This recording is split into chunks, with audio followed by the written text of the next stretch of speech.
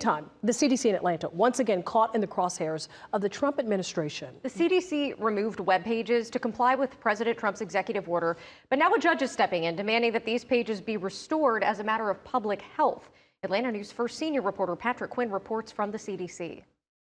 Tonight, a D.C. District Court judge ordered the federal government and the Office of Personnel Management to restore the web pages of the CDC by midnight tonight. This comes as Senator Jon Ossoff said the Trump administration needs to stop, quote, interfering with the CDC.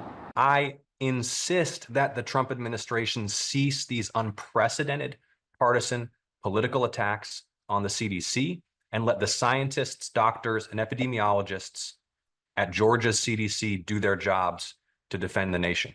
Georgia U.S. Senator Jon Ossoff fiery in a press briefing urging the Trump administration to leave the CDC alone. Who is going to defend the nation from Ebola? Who is going to defend American children from measles?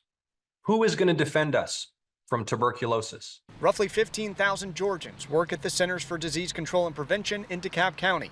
It's been a consistent target as President Donald Trump works to fulfill his campaign promise to shrink the size of the federal government and cut down on what he calls waste and fraud. But a federal judge provided the latest pushback to the administration's plan. D.C. District Court Judge John Bates ordered the CDC to restore web pages previously taken down as part of compliance with a January 20th presidential executive order.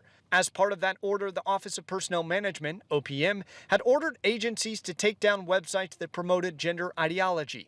But in a suit filed against the U.S. Office of Personnel Management, doctors argued removing these web pages impacted patient care, specifically around sexually transmitted infections and contraception. And attorneys for the federal government, they said that these claims that the web pages being taken down threaten public health, they said those claims were not founded. Instead, the judge sided with the doctors in this case, and the judge said the two sides need to address this issue and have a status update by Thursday afternoon. Outside CDC headquarters, Patrick Quinn, Atlanta News First.